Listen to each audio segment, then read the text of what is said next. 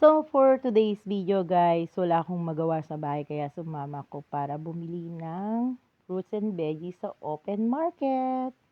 So, ayan guys, pagdating namin, pumunta kami sa prutasan. And ayan, maraming klase ng prutas. So, 5 to 20 dirhams nagre-range ang mga prutas nila depende sa klase and sa origin. So, ayan, may mga dragon fruits, avocado, grapes, yan, mga plum, peaches. So, kasama ko si Morning, ang aming lady driver. So, nakipag-haggle kami kasi iba-iba ang price, guys. Kailangan mo munang umikot bago ka bumili. Kasi sa iba, 5 dirhams, 10 dirhams, gano'n. So, ayan guys, napadpad kami dito dahil suki na ni Mama to sa kanyang birds. Mga pagkain ng birds. So, ayan, may apple. So, nakita ko nga yung pomegranate. At kumuha ko ng isa. Sobrang laki, guys. Yan. Sobrang laki niya. So, yan ay nagre-range ng 25 dirhams. So, isang box na siya. So, yan.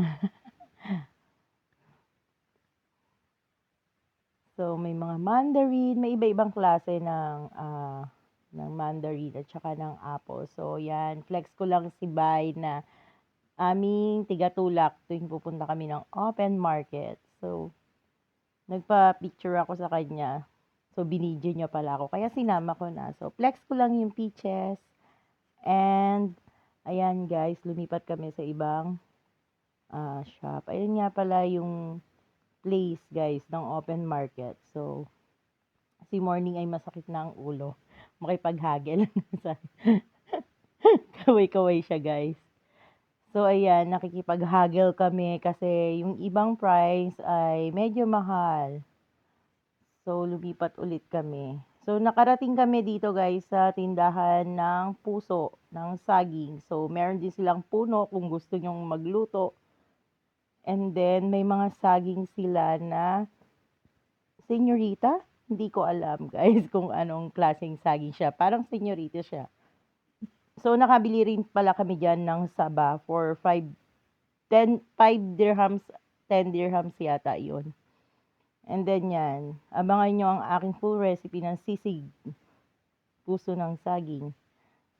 So, ayan guys. Thank you sa pag-follow sa aking reels at abangan nyo pa po ang aking ibang reels. Thank you so much. Shukran.